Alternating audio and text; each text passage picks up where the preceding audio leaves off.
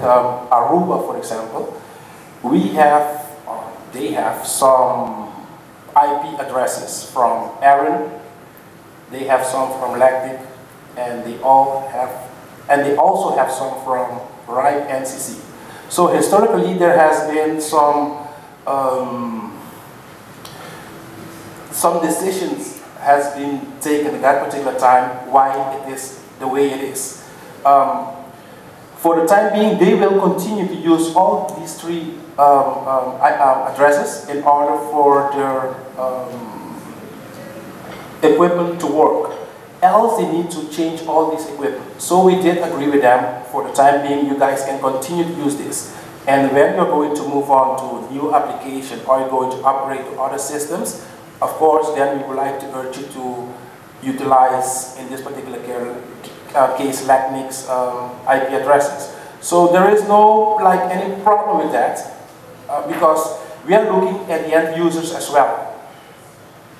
We would like them for services to be, let's say, the cheapest for them. So when you move into other services, we don't want them to have any problem. They need to go to look for other IP addresses. So for the time being, historically there has been some decisions has been taken in the past why it is the way it is, but when we are going to upgrade for other systems, we would like to urge you to take into consideration that we have an active there and they can provide you with necessary IP addresses. I'm not sure if it's clear. Yeah, that's great. Thank you. I'd like you to just be a little more concise in your questions. You wanted to respond to something?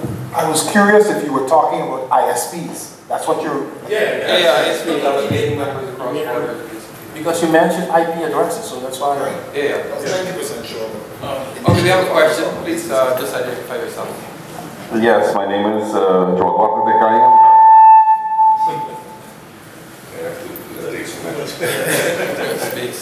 I want to congratulate the panel for the marvelous presentation. So, Sepa, how are you? The question that we've asked is, are service providers based in another country allowed to use the IP addresses being assigned to them in another country? For example, we don't have borders in this new electronic world, ICT world. So, is an ISP based in somewhere being permitted to use their assigned IP address in the United States, for example? This first to the last question. I think you did address that too. I think that question was addressed to me, I guess. Yes, okay. For those of you who don't know, Mr. Dekaya is my former director, so so basically there is like a transition period. For a new company, new organization, new ISP, we urge them to use or to utilize IP addresses that are allocated in their particular region. So we are not promoting any ISP to just use transborder IP addresses. But if historically they already have been there, I mean, they will continue to use those IP addresses until they phase out in a natural way. But we are not encouraging them to use to transport their IP addresses. I have a question actually, just in relation to the same topic. So I thought we should ask it now. But in terms of the IPv6 transition, yesterday there was a presentation in the next room, third blog, on the number of IP addresses that were already allocated. I think it was something like 80%. From you mean from IPv4?